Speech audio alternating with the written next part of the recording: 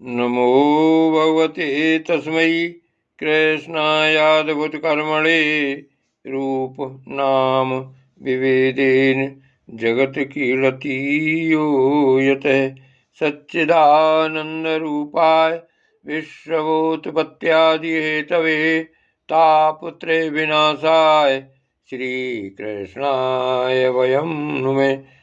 श्रीमद्भागवत महापुराण एकादश स्कंध अध्याय 29वां। भागवत धर्मों का निरूपण और उद्धव जी का बद्री का आश्रम गमन।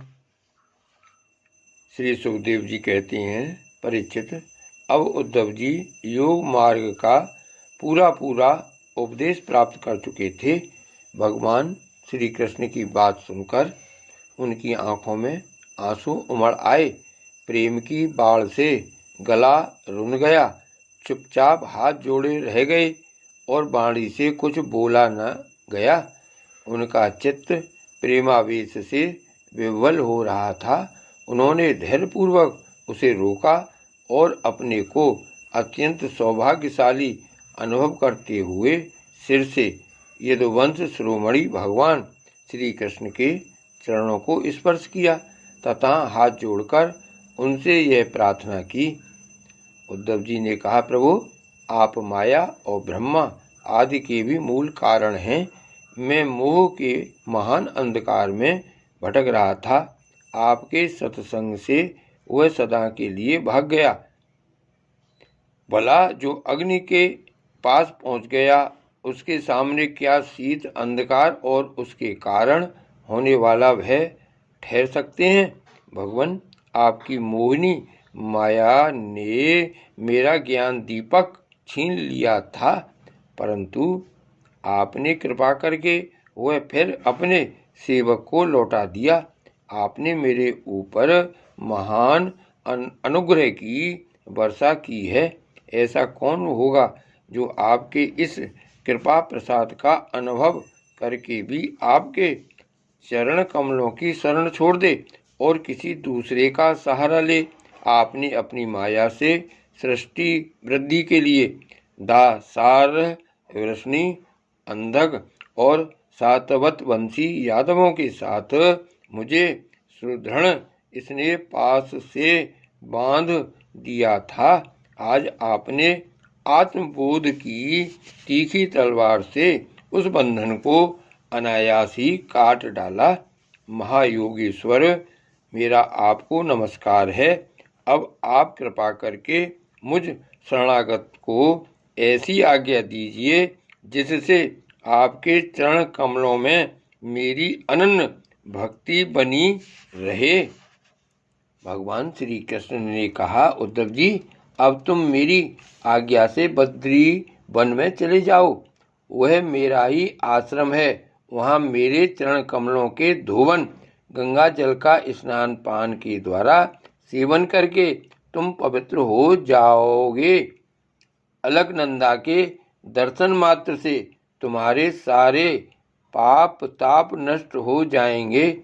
प्रियोद्धव, तुम वहाँ वृक्षों की छाल पहनना, वन के कंदमूल फल खाना और किसी भोग की अपेक्षा न रखकर निस्पृह वृत्ति से अपने आप में मस्त रहना। सर्दी गर्मी सुख दुख जो कुछ आपड़े उसे सम रहकर सहना। स्वभाव सौम्य रखना, इंद्रियों को बस में रखना, चित्त शांत रहे, बुद्धि समाहित रहे और तुम स्वयं मेरे स्वरूप के ज्ञान और अनुभव में डूबे रहना। मैंने तुम्हें जो कुछ शिक्षा दी है उसका एकांत में विचार पूर्वक अनुभव करते रहना। अपनी वाणी और चित्त मुझ में ही लगाए रहना और मेरे बतलाए हुए भागवत धर्म में प्रेम से रम जाना। अंत में तुम त्रिगुण और उनसे संबंध रखने वाली गतियों को पार करके उनसे परे मेरे परमार्थ स्वरूप में मिल जाओगे।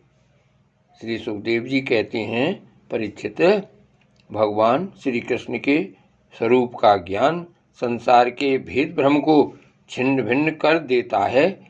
जब उन्होंने स्वयं उद्धव जी को ऐसा उपदेश किया तो उन्होंने उनकी परिक्रमा की और उनके चरणों पर सिर रख दिया। इसमें संदेह नहीं कि उद्धव जी संयोग वियोग से होने वाले सुख दुख के जोड़े से परे थे, क्योंकि वे भगवान के निर्द्वंद चरणों की शरण ले चुके थे। फिर भी वहां से चलते समय उनका चित्र प्रेमावेश से भर गया। उन्होंने अपने नेत्रों की झरती हुई अश्रुधारा से भगवान के चरण कमलों को भिगो दिया। परीक्षित, भगवान के प्रति प्रेम करके उसका त्याग करना संभव नहीं है।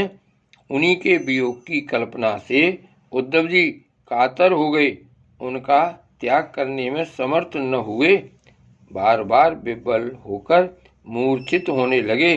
कुछ समय के बाद उन्होंने भगवान श्री कृष्ण के चरणों की पादुकाएं अपने सिर पर रख लीं और बार बार भगवान के चरणों में प्रणाम करके वहां से प्रस्थान किया।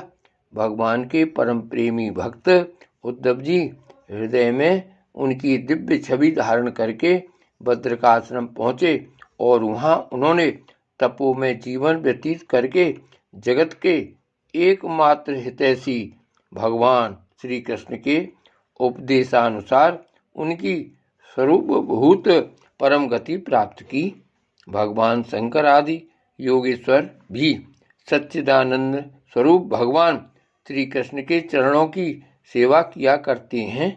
उन्होंने स्वयं श्रीमुख से अपने परम प्रेमी भक्त उद्धव के लिए इस ज्ञानामृत का वितरण किया। यह ज्ञानामृत आनंद महासागर का सार है। जो श्रद्धा के साथ इसका सेवन करता है वह तो मुक्त हो ही जाता है, उसके संग से सारा जगत मुक्त हो जाता है।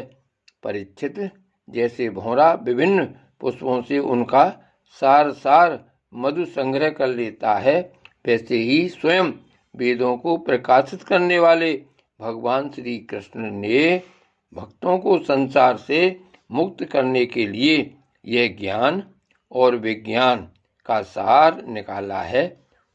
उन्हीं ने जरा रोग आदि भय की निवृत्ति के लिए क्षीर समुद्र से अमृत भी निकाला था तथा इन्हें क्रमशः अपने निवृत्ति मार्गी और प्रवृत्ति मार्गी भक्तों को पिलाया। वे ही पुरुषोत्तम भगवान श्री कृष्ण सारे जगत के मूल कारण हैं। मैं उनके चरणों में नमस्कार करता हूँ। जय श्री कृष्ण।